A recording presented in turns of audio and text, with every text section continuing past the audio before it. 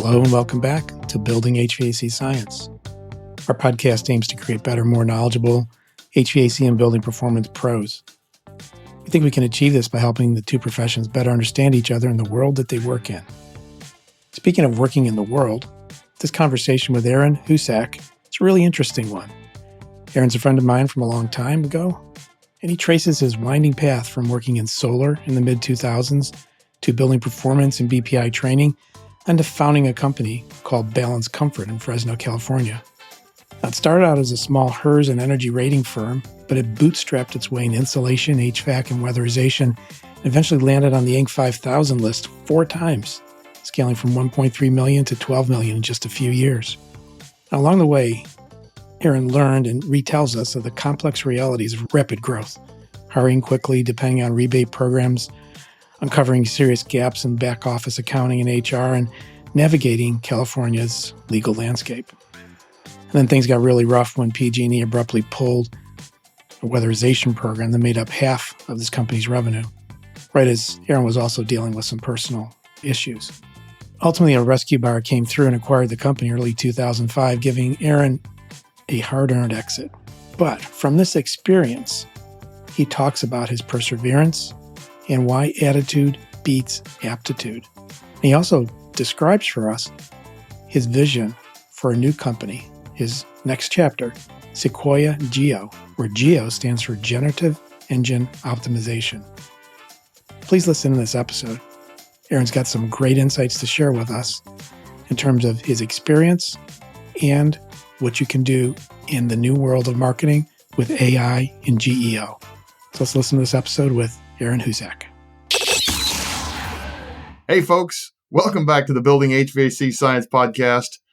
Eric Kaiser here, the great Mr. Bill Spohn right over there, and a special guest today, Mr. Aaron Husak. I think I pronounced that right. Did I get that right, Aaron? You nailed it. Thank you. Sweet. Right. I love it when I get things right. But you're here to tell us about yourself and maybe where you've been and what you're doing now. It sounds like you're doing something new now, so we're excited to learn about that today. Yeah. And Aaron, we met 14, 15 years ago. Yeah. Yeah. And you were just getting into building science then, or building performance testing? What was going on back then? Yeah. So 2006 to 2010, I was in solar at that time, actually. And the financial crisis threw that for a loop back in 08, 09. I'd gotten into building performance in 2010, and I think we met shortly after that. Yep. The journey took me from building performance. I actually was a BPI trainer for about a year, traveling the state of California through a grant program.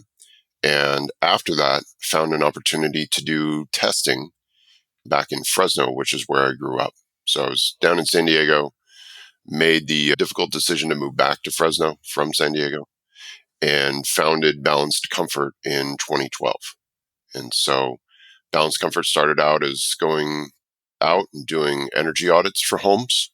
We were doing HERS 2 testing, which is unique to California, going in doing a blower door duct test, infrared camera, and then providing customers with a report based on what we found. And that ran for about 3 years. And then that program started to end. So we shifted the company over to doing mechanical and plumbing engineering for a while. I found out how challenging that was going to be. And then I started working with a local contractor who did air conditioning at the time and was able to influence them into getting into building performance. Before that, they were doing just changeouts, furnace changeout, AC changeout. Back then, it was called the Energy Upgrade California program that had just gotten started. And so I went in and said, look, I've got all these certifications that you need in order to work with this program. Why don't we work together? So they had an opportunity come up. I went out, did the audit. The owner came to me and said, do you want to go out and present this and offer these upgrades to the customer? So I went out, and at the time, their average ticket was $7,500.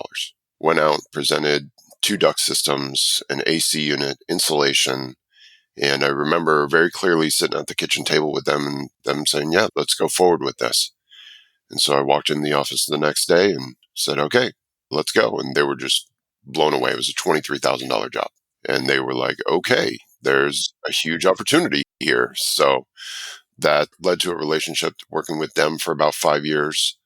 During that time, started to get Balanced Comfort into installation. So we started installing insulation through Balanced Comfort, and then eventually got my HVAC and general contractor's license. So for Balanced Comfort. I think I hear a common thread through all this. You had really good foundational knowledge in each of these aspects, or you sought that knowledge. Can you talk a little bit about if you did that purposefully, or was it just like the next logical thing that happened? I would love to say that I planned this all out. We all would. One of my favorite things to do is surf. I don't get to do that much in Fresno, but I think of it like riding the wave. You've got an opportunity and you run with it and you see where it goes. And then you see the next opportunity coming up just over the horizon and you go towards that next. So that's essentially what I did. I came into HVAC from a very non-typical path. I was doing HERS ratings and I'd go out and say, your subcooling is off. Contractor would say, well, how do I fix it? That's not really my deal. This is for you to fix. So there was a huge learning curve for me. And back then, 09, 2010, San Diego Gas and Electric, love them or not, they had some fantastic training courses. It's now called the Center for Sustainable Energy. You could go almost every day and learn something new about building science. And for about 2 years, that was my classroom. And so I was able to learn a tremendous amount about building science, hands-on from experts down there. Those are opportunities that I wouldn't have had just about anywhere else. So that was a huge advance in my career. And so learning the basics down there, to your point, allowed me to look at things differently and approach HVAC from a different standpoint. And all the while, it sounded like you were solo and then you became an entrepreneur and then hired people. Can you take us through those upgrades in your company? Yeah. So back in 2010, we had started a company in San Diego and we were doing a lot of the work ourselves, HERS ratings, BPI audits, stuff like that. When I moved back to Fresno to start Balanced Comfort, I started hiring and actually training people to do energy audits with me, because doing several audits a day by yourself was really challenging. It's just at that time, the demand was 3 or 4 audits a day. And then it would be going back to process all of that data at night. And so it was very time consuming. And so that was something that I had to adapt to, and working with people to get as best information as I could, working with them as possible. At first, they were providing us with the opportunities. So they were sending us homes to go audit. That eventually went away and they didn't provide the homes anymore. So I had to grow a canvassing team.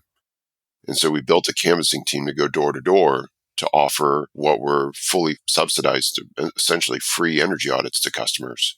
And offering free energy audits is more challenging than it should be, because people think that there's some catch to it. Yeah, there's a hook. Yeah. Suspicion. Yeah. I had come from the service industry. I had worked in restaurants growing up. And so customer service was very natural to me. Management, leadership, those things had to be learned. And understanding how to get people to do what you really need them to do, not necessarily what they want to do, I would say is still a challenge. But you've paid attention to signals along the way, obviously, as you made these shifts. Can you think of anything specific that signaled you to look in a little different direction? Was it feedback from customers? Was it feedback from programs? Was it just economic conditions? Yeah, that's a great question. I think the things that helped drive where I've ended up is just persistence and just continuing to get after it one way or another. My connection to the contractor that I started working with in 2015 was I was going to the local Business Networking International, the B&I group here in town. And I happened to meet them through that and offered them HERS rating services, and they said no. And I went back to them and I said, what if we do this? Because you guys don't have the certifications to do this rebate program. And back then they were throwing substantial dollars at customers who made upgrades. I mean, it was based on the model, and customers were getting $3,000, $5,000, $7,000 back, depending on the upgrades they made and the modeling that was performed. So there was a huge upside for customers to take advantage of those programs. So it was just seeing where the market might be going, but then at the same time, it wasn't waiting for things to happen. It was going out and figuring out how to make something happen, even when I wasn't sure what that was going to look like. So you did it in a balanced way, pun intended. Yes, absolutely. Aaron, I'm curious, what thought process led you to name it, other than Bill's great puns there? What thought process brought you into balanced comfort? And what was the history behind that a little bit? My goal had always been to identify what does something cost, what is going to be the benefit, and really what makes sense for a homeowner.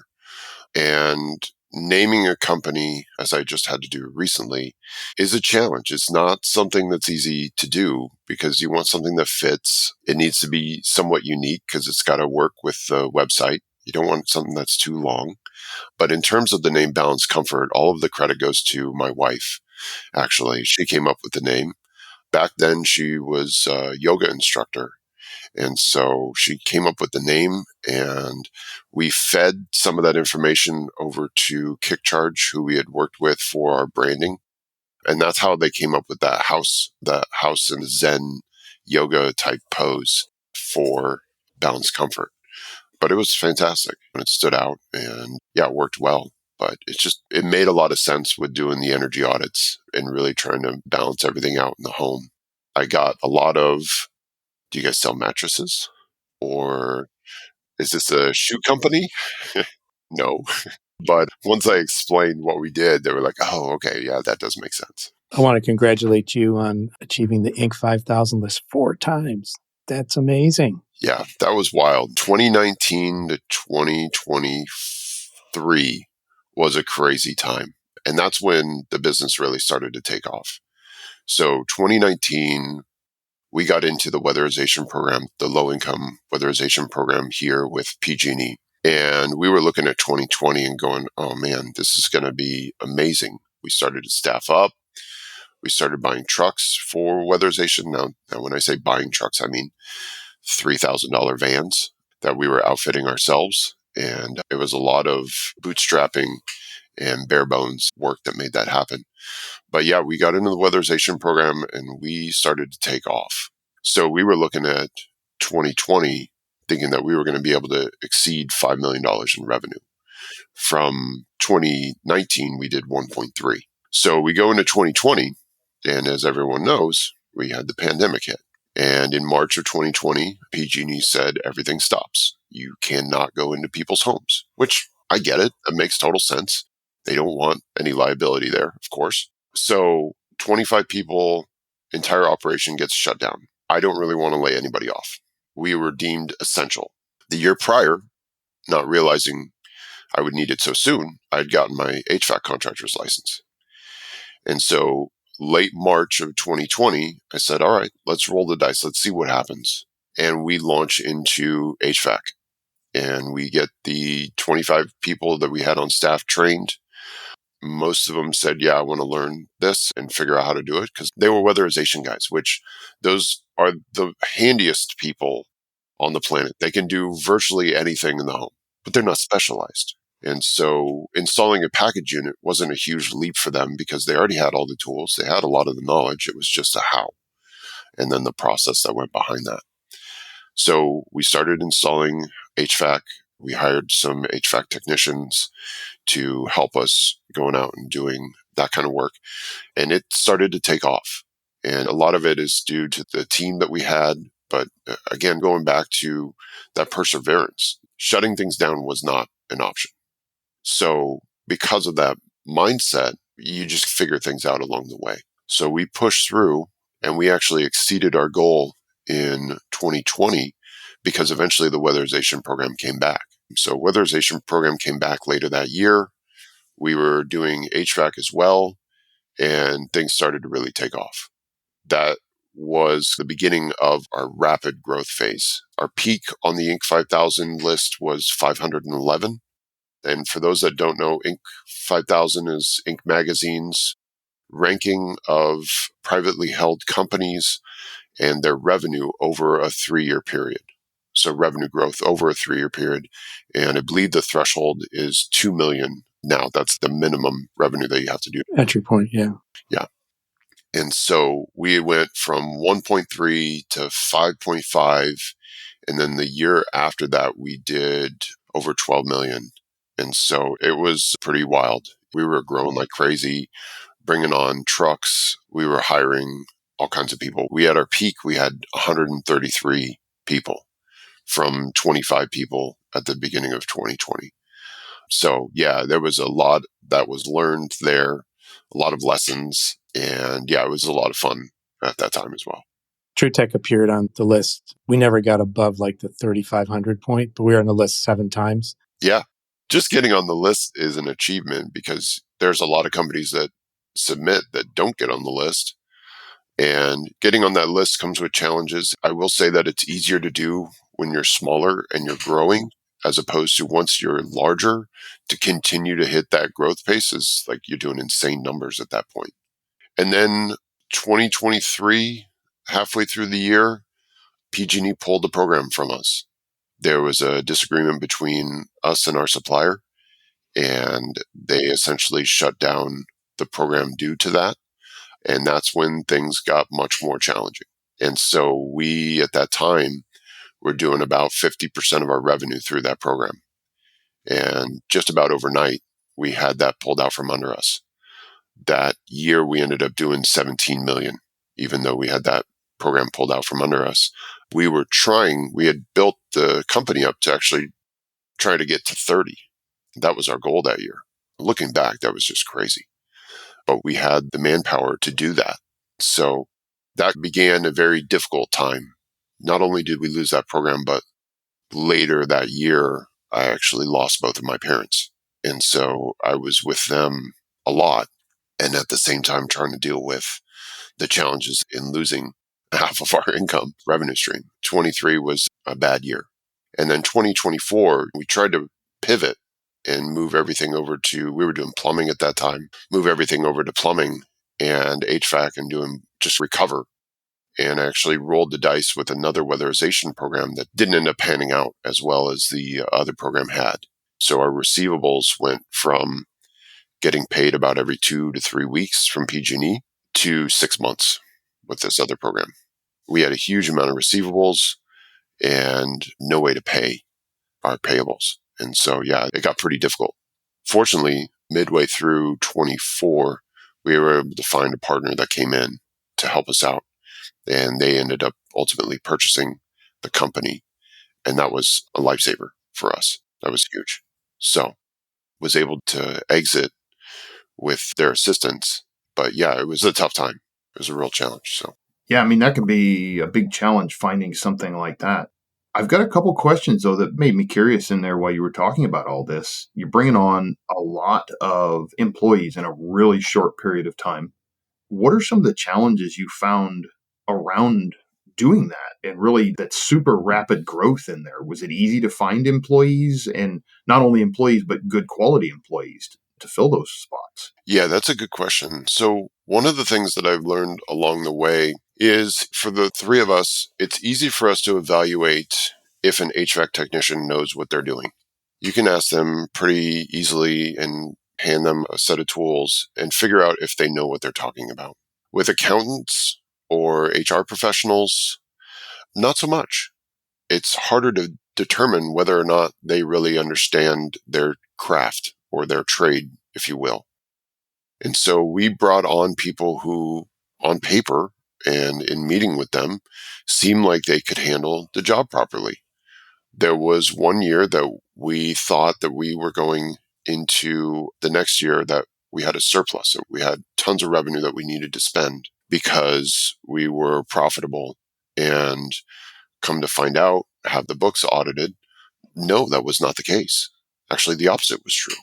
And so that's one of the things that was a big learning experience for me, is just because you've got someone that's been in accounting or HR for a period of time, it doesn't necessarily mean that they're good at it. And it seems silly to say that out loud, but I got so used to evaluating technical positions that I overlooked how to evaluate some of the office positions and the office staff.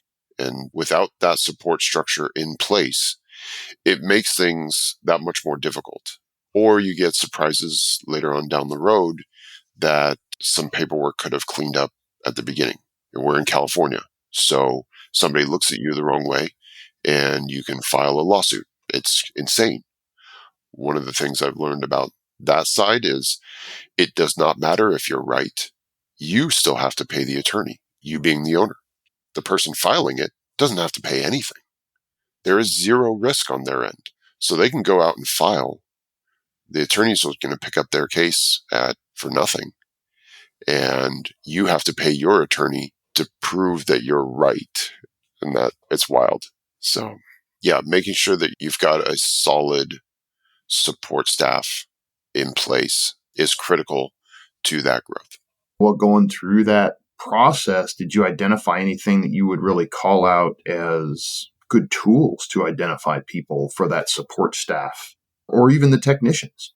Or process, whatever, yeah. Yeah. Sure. I think most importantly, you can't be afraid. I think some people will get a mindset, I had this problem, so I'm assuming other people do as well, where you think, no, I'm good. I've got this figured out. I know enough about what I'm doing to handle it. I don't need outside assistance or support. Because if I had brought in a third party who's not vested in the accounting side or the HR side to take a look at things and they went, hey, this is all messed up, that would have been very helpful. That would have been extremely useful to me at the time. On the install or the technician side, I think that's easier for most of us just because if we're familiar with that line of work, we can see or we can do ride-alongs and understand what's wrong there. And on that side of things, if someone's not a good fit, then it's time to let them go. Attitude is way more important than aptitude. And someone comes in, they've been in the industry for a long time, they've got a really strong skill set. If their attitude is garbage, don't hang on to them because it will infect the rest of the company.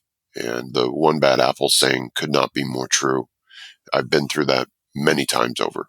So I think that's the other advice is that you're not doing any favors by waiting to let somebody go. Some pretty powerful insights there, I think. Moving on, you're doing something different now. You said you exited in 24, was it? Actually, sold the business at the beginning of 25. 25, okay. And then about a month and a half ago, I talked to the new owners and said, hey, what does it look like for me to fully exit the company? Because I'd stayed on as initially general manager and then plumbing manager. And the new owners were great. They did a lot for us, for me personally, and I can't thank them enough. But I just kind of seen where I was passionate, the things that I really enjoyed doing. And I guess the last year or so helped me realize what those were. And it's always been about marketing for me, communicating to the customer, really understanding what the psychology of what customers are looking for and helping translate what services are offered to them. And so that's something that has always been a passion of mine. I had been telling people just internally, like, hey, the next business that I want to start, thinking that I would still own Balance Comfort, the next business that I want to start would be a marketing firm. It just sounds like a lot of fun to me. And I decided that's what I want to do. So that's where I'm at now. What do you call the company? New company is called Sequoia Geo, and that's GEO. And the GEO actually stands for Generative Engine Optimization, which is how it's kind of like most people are familiar with SEO, which is search engine optimization. Geo is how to rank for AI engines. And so that's not necessarily the focus. It was just a fun name and it was available. But yeah, we work with AI quite a bit. And that was something else that I was seeing happening over the past year, year and a half. And I felt like I was falling behind. So one of my motivations for starting Sequoia Geo was so that I could really dive into and get a better handle on AI, what that means for the industry and really the future. That's been a lot of fun. It sounds pretty recent. So I see you do have a website, and we'll make sure we put that in the show notes. Yeah, appreciate that. Do you have customers? I'll just be blunt. Yeah, we actually have 2 customers right now. One was a referral from a friend of mine. They're out in Montana, and they're actually an equipment auction company. It's kind of an interesting business. And then there's a window company that we're working with as well. And so we've got 2 that we've gotten started with right now. I've got a few others that are interested. And my approach is that from a contractor standpoint. I was a contractor and now I'm doing marketing. Again, another non-traditional approach to a new industry, like what I had done with the HERS ratings going into HVAC. I can see and put myself in the owner's shoes and look at, okay, I understand where they are. Here's what we need to do from a marketing standpoint. Here's what I would recommend based off of that, and take that approach to it. So say somebody lands on your site today.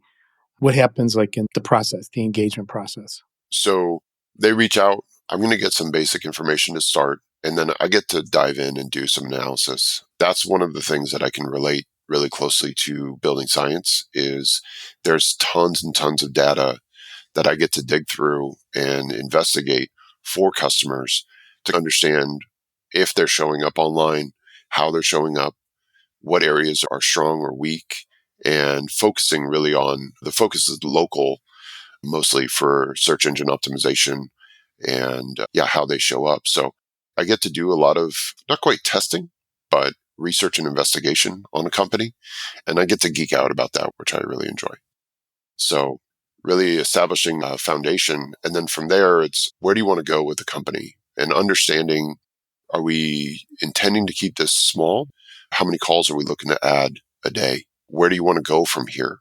Because having done the growth, I can help guide them and say, well, this is what it's going to take in order to do that, and see if that's really what they're interested in doing. The advice you give, you talked earlier about customer education. Is that part of what you geek out on and then try to translate into the marketing language? Yes. In terms of speaking to businesses, it is. Really, the translation is often more times necessary from the business to their customers, to a homeowner.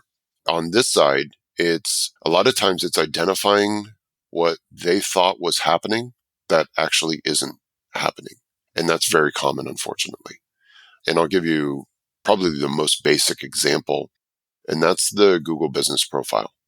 For those familiar with their Google Business Profile, they understand that this is a very basic page that is set up by Google for you that you go and build out. You've got to claim it. But where most people miss is that that page is not optimized. And this is a Google product. This is theirs.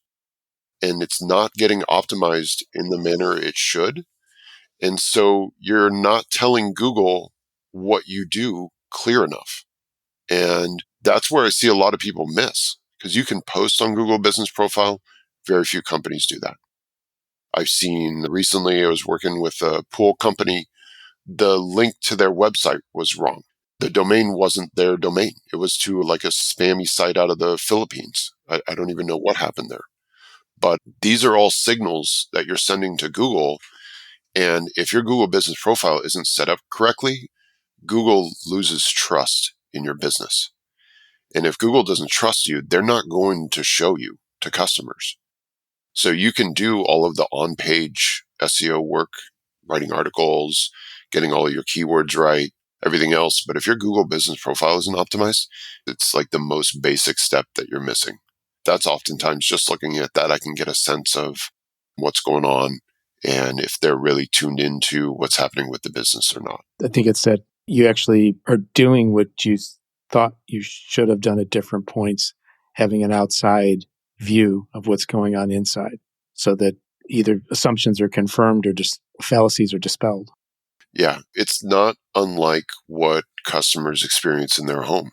The AC runs. Well, yeah, but what about all these other things? What efficiency is it actually running at? In terms of customers' marketing and their marketing spend, you look at it the same way. How many dollars are you putting into SEO a month? And what are you actually getting out of it right now?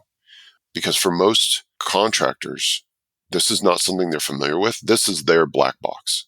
They don't know what it should be. And it's not that it's overly complicated. It's just that it's not something that they've ever been trained on. That's where there's a huge opportunity for most companies to really dig into this, even though they have an agency, even though they have somebody they think is taking care of it. There's opportunities there that could be fine-tuned or improved. And I see on your website, you're openly sharing with a blog your discoveries or insights with others and helping to validate your expertise too. No, I think that education, and it's the same approach that I would take with customers when I was in their home. I'm trying to educate them so that they understand it, whether or not they work with me. I don't want them to go out and get an oversized system because you don't need a 5-ton. This house doesn't need a 5-ton system. Putting on would be detrimental. It's the same way with marketing and where companies are spending their marketing and what levers they're pulling to help them grow or identify the right customer. So when you're working with companies and AI or large language learning modules today, how fast are you seeing those relationships changing between companies, the AI and the consumer really is where you're trying to get to ultimately, right? Connect that contractor and the consumer through that. Yeah, and there's a lot out there right now that, you need to change what you're doing to focus on ranking in ChatGPT.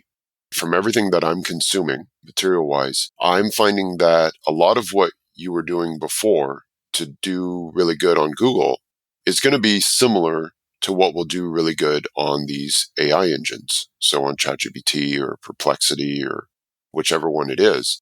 But that is evolving very fast. And new, I don't want to say features, but new opportunities are evolving daily. And I think it opens up opportunities in terms of AI for contractors to start leveraging these things and utilizing them in the field and then actually showing how they're using it on their site. I've got a friend of mine that he started using, I think it's the Plod. It's the note taker. The thing you clip on, yeah. Yeah. So he started using that. His company's called Julian. And he would be a good guest for you. Guys know him probably. Jason, yeah. He's been on already. Oh, awesome. Gotcha. Yeah, you did. That's great. But he didn't talk about Plod too much. Yeah. So he commented on a post of mine the other day that he's been using Plod. And that's fantastic because it tracks everything that you're talking about in the home. If you can take that information and then put it on your website, AI will love that. AI really likes structure. So if you can put in bullet points or lists, AI likes to pick up on those things. But it's also going to be looking for stories and a lot of the content because the way that we're searching is changing. How we search for things, for some of us, it's now. And then for more of us, it's going to be 6 months from now. We've gone from plumbers near me to I have a plumbing problem in my bathroom, this long sentence or drawn out question. Now, if you have something on your site that closely matches those longer form questions, you're going to start to show up more often. And using AI tools to pull data from the field to display it online is actually going to help you rank better. And so it's getting some of that translated over is key. Very good info. Something you brought up there about Plod, and I know there's Plod, there's I think a couple other similar devices out there that are essentially listening to conversations. What are you finding as far as privacy concerns around that? Are people having to actually point out that they're recording while they're doing that? Or especially going into people's homes, I can see where maybe that would be a concern to some people. Absolutely. And it was a question that I had posed to him. It will also depend on the laws in your state. Some states are going to require both parties to say, yeah, it's okay to record the audio here. So I think the best practice is to let your customers know, hey, this is helpful. This is going to make this for a much better experience. And then you really need to make sure that you've got a good privacy policy in place and an established privacy policy because that does raise some concerns as well. But I think being upfront and honest about it with a customer is the most important thing. and letting them know, hey, here's what's happening. Because if they find out after the fact, it's not going to work out well for you. It's not good. I think being upfront is critical there. Sounds like some solid advice to me. I mean, works like anything else. If you're going into a customer's house, tell them what you're going to do. If you break something, accidents happen. Tell them up front, tell them first thing, hey, we screwed up. We're going to make sure it's fixed and fixed right. Yeah. And when you do encounter those new situations, if you are always recording and digesting these things, then your processes get tighter. And maybe you have like a little disclosure statement before you go in because you learned something 2 jobs ago that has impact going forward. So we were having some work done and the contractor has a very long list of things that are excluded. He said, these aren't going to happen probably, but if they do, these are excluded. So he's learned, keep himself out of trouble. Yeah. And likely learned the hard way. Yeah. So take those lessons that you've learned the hard way and make them valuable in the future so that the sting is worth something. Yeah. It opens up a lot of opportunity to take that, dump it into, say, chat, take the transcript, put it into chat, and then get feedback from chat. What could be better here? How could I improve? And then over time, you've got this prompt from all of this. You've got your own custom GPT that you can build out based on all of these customer interactions. And that's just leveraging it to become smarter. As we wrap up here on this recording, morning for you, afternoon for us, what closing thoughts would you like to leave for our listeners? First of all, thank you very much for the opportunity to be here. I appreciate it. Thank you for your time. Yeah. And I think closing thoughts is inspect your business the way that, or your marketing in particular, the way that you would inspect a home, and start doing some diagnostics, because there's really affordable, sometimes free tools out there. A number of them come with a 14-day trial. You can test stuff out on your website, check the speed, check your ranking, things of that nature. And if you're looking to grow, those are essential to doing those things, and don't overlook the basics. Excellent. Thank you for joining us, Aaron. I wish you lots of luck. Be attending any conferences or anything where we might see you, others might see you in the coming year or so? I really enjoy going to the conferences. I'll have to check the schedule and see if there's anything on our coast coming up, but I'll definitely be, as I'm getting this established, be looking to branch out and work with more people. So sounds good. Excellent. And real quick before you leave, what's the way somebody can get a hold of you if they need to? So if they go to my website, sequoiageo.com, that's probably the easiest way to find me. I'm also very active on Facebook under Aaron Husak, or I'm started posting more on LinkedIn as well. But any one of those would be a good way to reach out. So yeah, appreciate you asking. Excellent. Thanks again. Thank you, guys. Thanks, Aaron. Take care.